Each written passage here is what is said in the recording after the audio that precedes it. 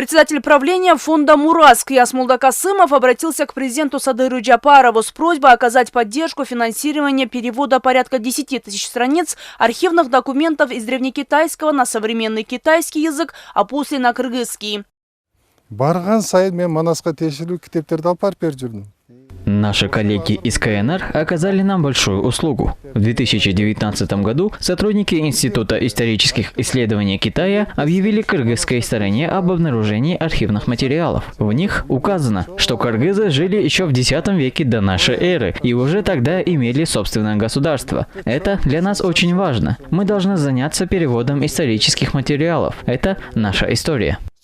Просьба историка не заставила себя долго ждать. Глава государства, понимая большую историческую значимость данных архивных материалов, поручил выделить денежные средства. Их обещают перевести на счет фонда «Мурас» уже в ближайшее время.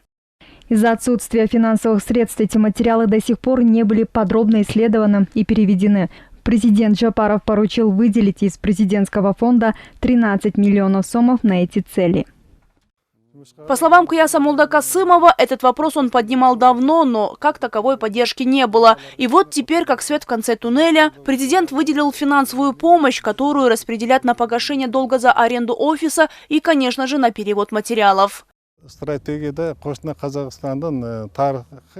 Может, многие и не поймут ценность этих архивных материалов. Могут сказать, это все пустая трата денег и времени. Но люди должны понять, что в этих документах говорится не только о государственности кыргызов, но и выстраивании ими международных отношений с большими государствами того времени. Например, в соседнем Казахстане на исследование истории казахского народа Институту имени Чоканова-Алиханова, факультету этиологии в год выделяют 1,5 миллиардов тенге. Вот как они относятся к своей истории.